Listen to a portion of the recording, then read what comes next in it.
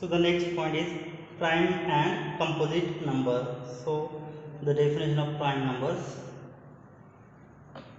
So what is meant by prime numbers? Prime numbers. So a non-zero integer p which is not equal to plus minus 1 is called prime if it has no divisors other than plus minus 1 and plus minus p itself. Means it has only divisors plus minus 1 and plus minus p itself. Then we see that p is the prime number. So definition, so prime numbers, a non-zero integer p which is not equal to p which is not equal to plus minus 1. So without plus minus 1 number which satisfies the condition is called prime if called prime numbers if it has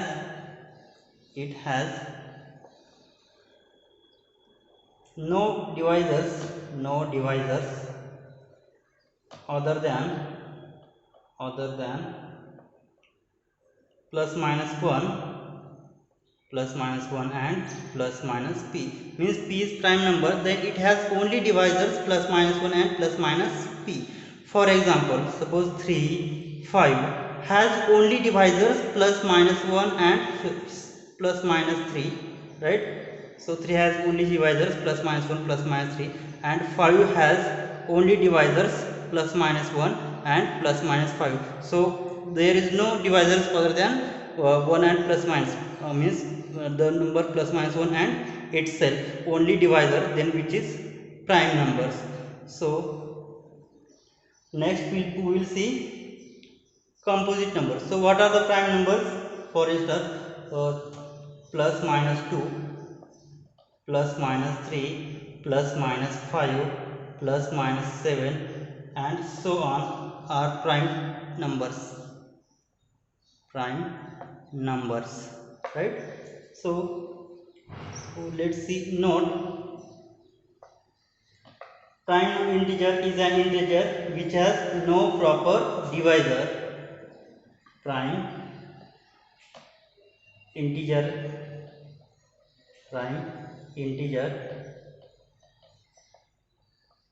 is an integer which has no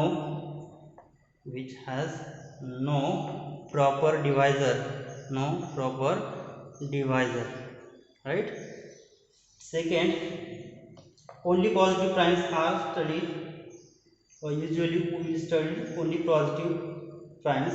If p and q are positive primes, and if p and q are positive primes, and if p divides q, then what do we say? That p is equal to q, because it has no proper divisor. So if p divides q, then we say that both are same. So let's see next definition, composite numbers. So composite number. So which number is the composite number? A non-zero integer a is called composite if a has a proper divisor.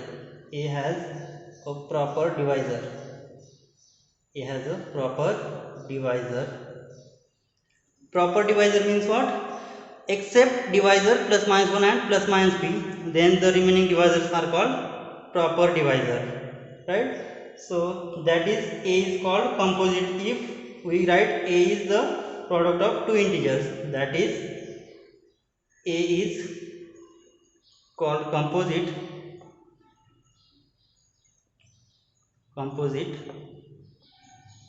if we can write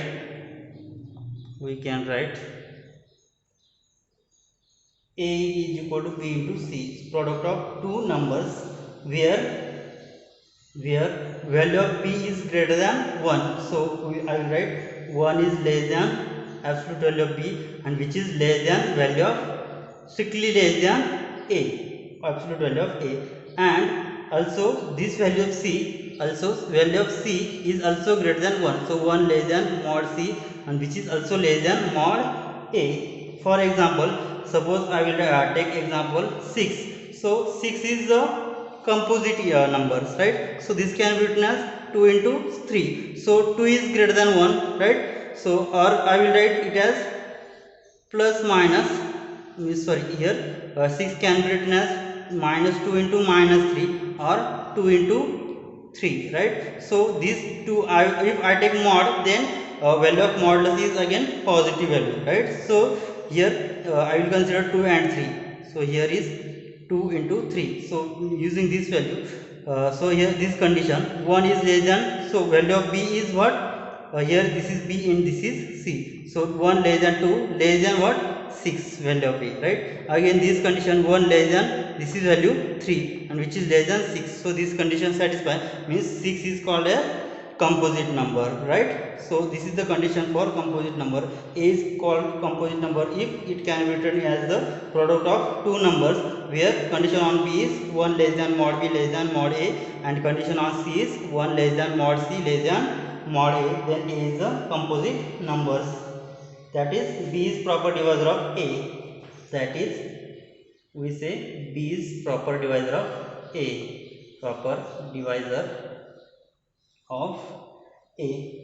For example, we say 4, 6, 8. So plus minus, minus say, 9, minus 10, minus 2, sorry, minus 3 prime, so minus 4 are all composite, numbers, right? Next we will see very important theorem, which is Euclid's lemma. So statement theorem called Euclid's lemma. Euclid's lemma. So the statement of the theorem is, if P is prime number and A, B are integers, such that P is prime and A, B are integers, such that if P divides product of A into B, then either P divides A or P divides B. So here P is prime number, and if A and B are integers such that P divides A into B, then what we have to show, that either P divides A or P divides B. For example, if I take example, suppose 5 divides product of two prime numbers, suppose I will write 10, right? So 5 divides 10, so which is product of A and B, means I will write, so 10 can be written as 5 into 2, right? So 5 divides 10, so 10 can be written as 5 into 2, means that implies 5 divides 5 or 5 divides 2, but 5 does not divide 2, means what? Which is divides at least one of them. So if we have P divides AB, then P either divide A or P divide B. So we will prove this theorem. So let's prove of the theorem. If suppose if P divides A, then theorem is obvious, right? If P divides A, then the theorem, hence the proof is obvious. If A divides P divides A, means P divides A into B, so which is the obvious case, right? Then the theorem is obvious. If suppose P does not divide A, means what we say, that if, second case, if P does not divide A, then what is the condition between these two? What we say, if P does not divide A, suppose 2 does not divide 5, then what is the condition of these two numbers? Because here GCD of 2 and 5 is always 1. If P does not divide, here 2 does not divide 5 means the GCD of these two numbers will be 1. Here P does not divide A means what we say that GCD of these two numbers will be 1. Then we say that GCD of P and A equal to 1. Then by using definite GCD theorem, then by using GCD theorem, what we see that there exist integers m and n. M n belongs to set of integers such that how to exist it. So we will write, or I will take any numbers x y belongs to z such that how it can be write. So px plus ay is equal to 1, right? So here P does not divide A, then we get GCD of P and A equal to 1. So there exist integers x y belongs to set of integers such that Px is equal to Ay is equal to 1. So I will multiply both sides by B. So this equation multiply both sides by B. So what will happen? Here 1 is equal to this, so I will write 1 this side. So 1 is equal to Px plus Ay. So multiply by P. So B is equal to Pbx plus Aby, right? So here if I multiply by B, then I get this. But what we have, P divides AB, but we have given P divides AB. Then by using definition of divisibility, what we get? A into P is equal to P into K for some K belongs to what? Set of integers. So what will we get? Value of A into B is P into K. So P into Bx plus P into K into Y. I will take P as a common. So we get P into Bx plus Ky. So I will write P into K dash. So B is equal to P into K dash, where this is K dash is equal to what? Bx plus Ky, which belongs to set of integers. So then by the definition of divisibility, what will we get? P divides B. Here I have assumed if P does not divide A, then P divides B. Means either P divide A or P divide B. If P divide A, then result is obvious.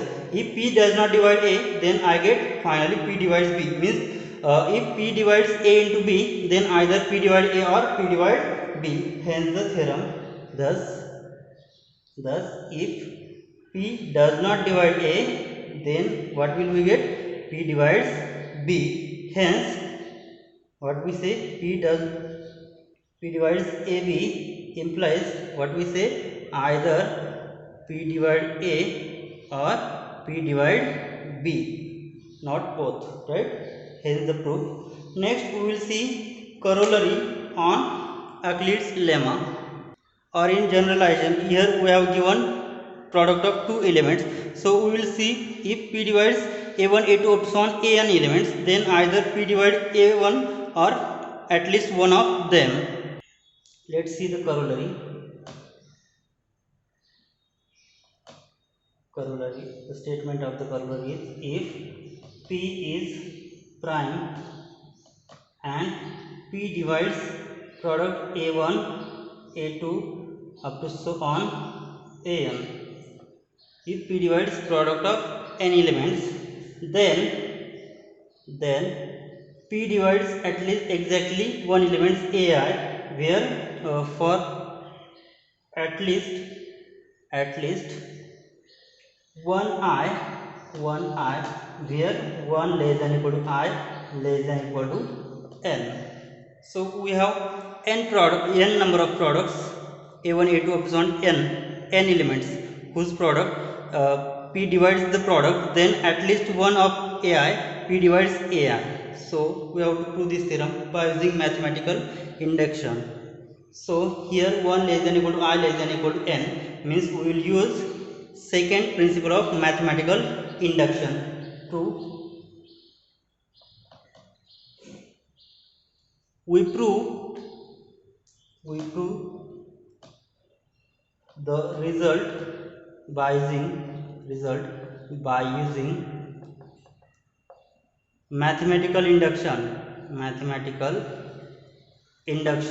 So what is the mathematical induction?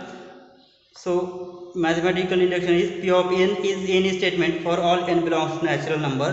Then first condition, P of 1 is true. Second condition, assume P of k is true. And third condition, prove that P of k plus 1 is true. Then we say that P of n is true for all natural numbers. So let us see here. We will prove this by induction process. If I will take n is equal to 1, if n is equal to 1, then what will we get? We get here n is equal to 1 means what?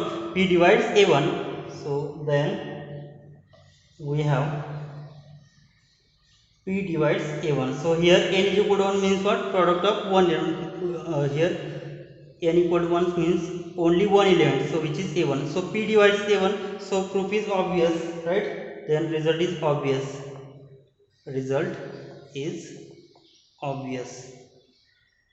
So P divides a1 means P is divisor of a1, so result is obvious. Now let us see n is equal to 2. If we put n is equal to 2, so see what will happen. Then we have P divides a1 into a2. Here n is equal to 2 means product of two integers. So P divides a1 into a2. Then we have proved previous theorem, Euclid's lemma, that if P divides a into b, then either P divide a or P divide b. We have proved in previous theorem. So we have proved it in previous theorem. That implies what will we get? P divides a1 into a2 means what? Either P divide a1 or P divide a2, right? Means our result is hold for n is equal to 2. Therefore P of result is true for n is equal to 2, and here also result true for n is equal to 1, right? Now assume result is true for n is equal to k values. So suppose the result is true for n is equal to k. So I have to assume result is true for n is equal to k, means that is what is the result for value of n is replaced by k. Then what will happen? Result is true for n is equal to k values. So I will write P divides a1, a2 up to so on what? ak. Then so P divides a1, a2 up to so on ak means what? Then P divides ai for at least one I which belongs to 1 to k. Then P divides ai for at least one I which belongs to 1 less than equal to I. Here what is the last value? K, right? So 1 less than equal to I less than equal to what? K. So this is for result is true for n is equal to k plus 1. Now we have to show that result is true for k plus 1. Now suppose to prove result true for what? N is equal to k plus 1, right? Now suppose I will write k plus 1 value. So I will write here P divides a1, a2 up to so on ak into ak plus 1, right? So here we have assumed that result is true for n is equal to k, means what? For k values P divides at least one I. So P divides ai for at least one I belongs to what? 1 to k. So result is true for this. So to show for ak plus 1. So I will write, so here a1, a2 up to so on ak, and here ak plus 1. So I will write this as first bracket. So this is first element suppose. So then by using this theorem, if So I will write this is first bracket, means first this is single element and this is single, right? So then by using this property, if P divides A1 into A2, then we have proved that theorem, P divides A1 or P divides A2, means here that implies what will happen, P divides here A1 A2 up to so on AK, or this is either case, either P divides A1 A2 up to so on AK, or P divides A K plus 1, because we have if P divides A into B, so I have assumed that this is single element and this is single. So then we have proved the theorem Euclid's lemma. What is Euclid's lemma? P divides A or P divides B. This is either case, right? Means here P divides A or P divides B. But we have proved that P divides this value. Here we have assumed, suppose that result is true for n is equal to b, means what? P divides A1 A2 up to on AK, right? So then at least one I such that P divides AI here. So here our case is true, right? So by theorem, since by theorem,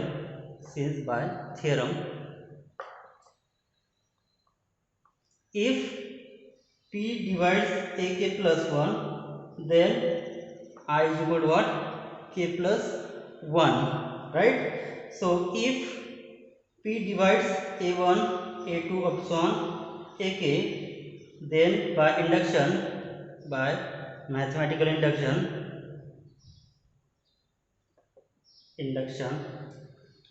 what is mathematical induction? P divides AI for at least one I which is less than equal to 1 less than equal to I less than equal to n, right? So here is k, this is for k. Thus what we say, thus P divides AI for at least one I which is 1 less than equal to I less than equal to k plus 1. So this is for I have taken P divides AI, here P divides AK plus 1, then I is equal to k plus 1, right? So why this?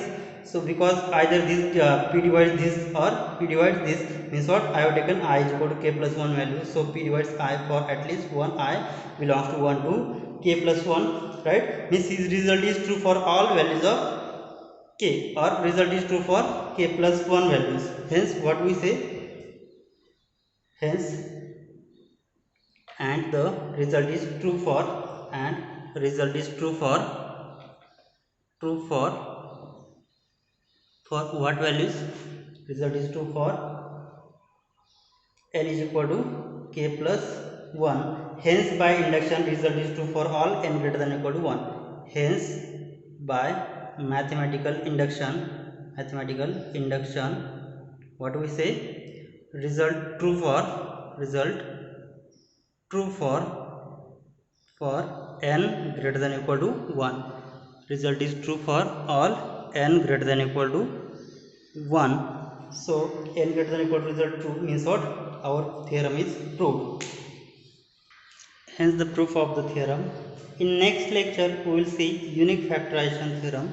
Thank you.